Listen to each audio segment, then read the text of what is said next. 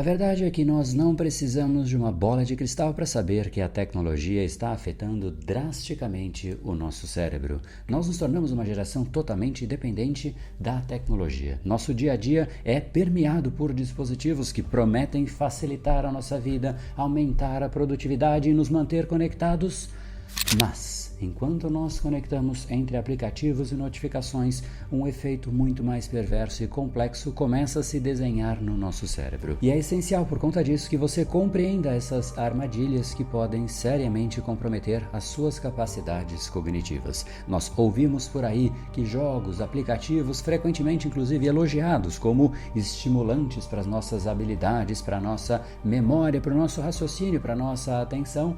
No entanto, o que não se discute amplamente são os custos ocultos dessas tecnologias, que são muito mais complexos e sim preocupantes. A exata mesma tecnologia que promete aprimorar o nosso cérebro, muitas vezes nos leva a uma dependência. Mas como tudo isso acontece de uma forma oculta, a pessoa coloca a culpa em outras coisas ou até nela mesma, dizendo: minha memória é simplesmente péssima, eu não consigo focar. Hoje, portanto, você vai entender o que está de fato travando o seu crescimento. Agora, antes de prosseguir, não esqueça aqui de se inscrever no canal e dar um like nesse vídeo se você de fato se preocupa com a saúde do seu cérebro e quer mais conteúdos como esse que há literais 10 anos eu trago para você. E o fato é que existe uma palavra que é essencial para o nosso cérebro, que é aprender. Tudo que nós fazemos é um aprendizado. Ele faz isso para que realmente ele faça as próximas vezes com menos esforço e menos energia. Essa é a famosa neuroplasticidade, que nada mais é do que o seu cérebro se adaptando para aquilo que ele aprendeu. E não é novidade saber que para que a gente aprenda alguma coisa, a gente precisa de foco e de concentração prolongados. Mas o que a tecnologia faz é exatamente o oposto disso. Esse excesso de estímulos o tempo inteiro, é notificação, é gente falando, é buzina, é pressão, é um monte de coisa acontecendo ao redor de você, uma tremenda de uma bagunça aleatória. Isso estimula o seu cérebro a outra coisa, que não é o aprendizado, e sim a tentativa de organizar tudo isso. Momento, professor. A formação de hábitos envolve uma parte do cérebro chamada gânglios de base, uma área muito mais focada no desenvolvimento de padrões de comportamento que eventualmente se tornam automáticos. A formação de hábitos é facilitada pela repetição consistente de comportamentos e pela recompensa.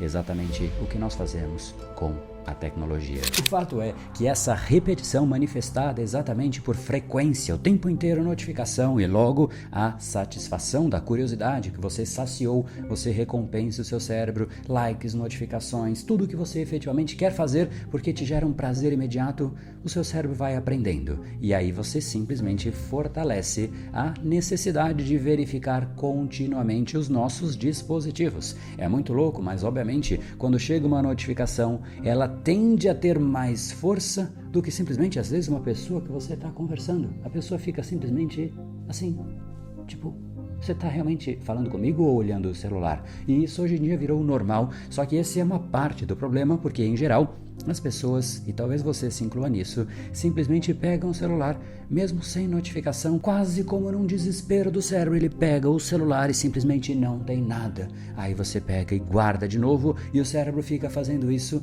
inúmeras vezes, clicando na tela simplesmente para ver se aparece uma notificação. Isso é um cérebro que aprendeu um caminho para sentir prazer, e isso obviamente quando você se sente mais entediado ou até desafiado emocionalmente, um dia que você não está muito bem, isso vai se intensificar. E, obviamente, nós vivemos no mundo com pressão, nós não temos um dia 100% sob controle, nós temos as nossas expectativas quebradas, então, obviamente, o cérebro tem mais vezes que ele faz exatamente isso, aprendendo ainda mais. Essa sequência contínua e constante de alertas e mensagens e notificações, tudo isso muito mais estimulante do que a nossa própria realidade, simplesmente faz com que a realidade se torne chata, sem cor, preto e branco.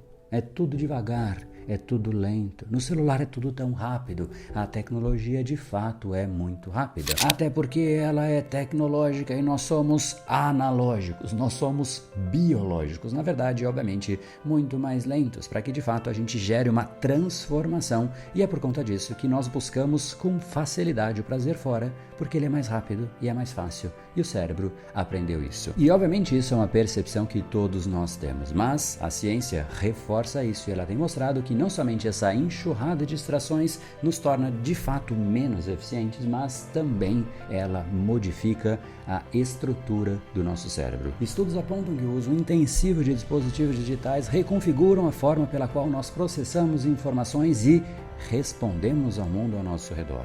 Um exemplo desses estudos é um material produzido por Gloria Mark chamado Multitasking in the Digital Age, que mostra simplesmente que esse multitasking digital pode levar de fato a alterações no nosso córtex pré-frontal, alterando a nossa capacidade de focar e tomar decisões, mas não para por aí. O impacto da tecnologia nas nossas habilidades sociais é uma preocupação adicional. E um jeito muito fácil de perceber isso é simplesmente olhar para crianças e adolescentes. Os pais, obviamente, por terem aprendido que este é um recurso para que eles mesmos se satisfaçam, quando eles veem um desafio no filho, na criança, simplesmente eles entregam um celular ou um dispositivo qualquer para que a criança também se satisfaça. Agora imagine só você aprender isso desde pequeno. Isso se torna como se fosse uma extensão de você mesmo e você não consegue viver sem aquilo. Isso é exatamente o que é a dependência. A consequência direta disso, além das que a gente já falou, é que existe agora um novo formato de interação que simplesmente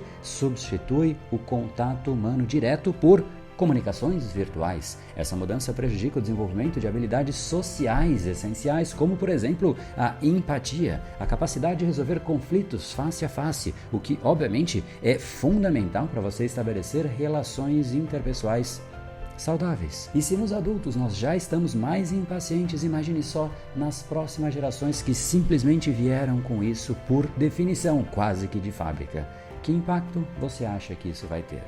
E esse é apenas mais um, porque existe um outro elemento que é a solidão digital. Essa é uma outra consequência alarmante dessa nova era. Embora a tecnologia nos permita estar sempre conectados a outras pessoas, paradoxalmente nós nunca estivemos tão isolados. Muitos de nós têm mais seguidores do que amigos reais e tratamos as interações com as pessoas como se fossem meras extensões da nossa vida online, reduzindo obviamente a profundidade e a qualidade das nossas relações. Essa desconexão da realidade pode fomentar sentimentos de isolamento e de solidão, que são fatores de riscos conhecidos para várias condições de saúde mental. Basta ver o que aconteceu na pandemia. Casos de depressão simplesmente explodiram, com jornais chamando de a segunda pandemia após a primeira. E obviamente isso abre uma grande reflexão. O que isso significa para o futuro do nosso cérebro e o futuro da nossa saúde mental. E a verdade é que ainda é muito cedo para ter certezas absolutas e dizer categoricamente que é exatamente isso que vai acontecer, porque se por um lado a tecnologia está de fato se tornando uma extensão fascinante do nosso cérebro, ajudando efetivamente a você fazer as coisas com mais velocidade, com mais eficiência, aumentando as nossas capacidades cognitivas, armazenando informações, lembrando de nossos compromissos ou até mesmo guiando os nossos passos. Anteriormente, imagine só, nós lembrávamos e aprendíamos nomes de ruas. E hoje em dia nós nem sequer sabemos o telefone da pessoa que nós nos relacionamos. Esse é um dos lados, mas existe o outro lado. A verdade é que nós estamos diante de uma grande encruzilhada tecnológica. Em tese, ao liberar o seu cérebro de uma coisa que ele fazia antes, ele se enfraquece nessas áreas. Então nós estamos deixando de fazer o quê? Cálculos mentais, lembrar informações importantes sem a ajuda de dispositivos e até mesmo navegar pelo mundo sem a assistência de um GPS. E esses são apenas exemplos, mas exemplos não faltam. Nós estamos deixando de fazer